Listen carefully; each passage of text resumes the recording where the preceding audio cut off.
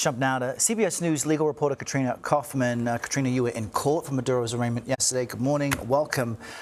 It was jarring watching from this point of view, the walk to the helicopter and then the entrance. So what was it like inside yesterday?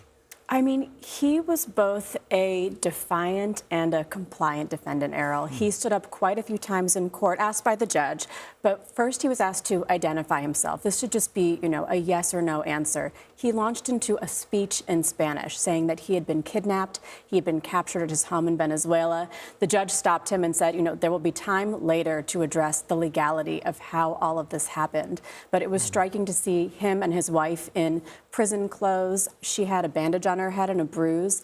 They say that she was injured in what they called her abduction, asked for medical treatment for both of them for some form of health issues for Maduro, and then to have her assessed. In court, he said that he is innocent. He called himself a decent man, said he is still president.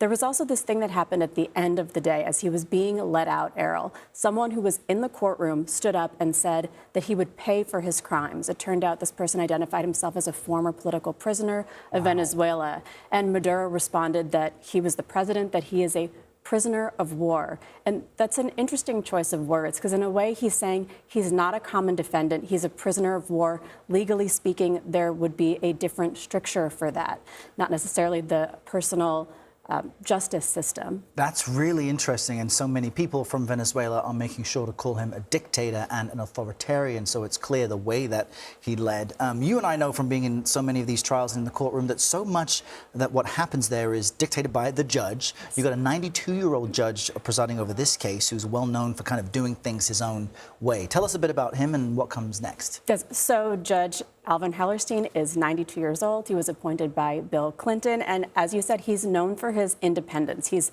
very no-nonsense. He's also known for being a very fair judge. One of the first things he said in that room is this is going to be a fair trial. It's a very high-profile case. He is used to presiding over those, as well as cases that last a long time. He has ruled against President Trump himself. He has presided over issues related to the Alien Enemies Act cases, so he is very experienced, he is very no-nonsense, and he has control of that courtroom. All right, so much more to watch. We'll stay close to you to get the scoop. Katrina, thanks so much. Thank you.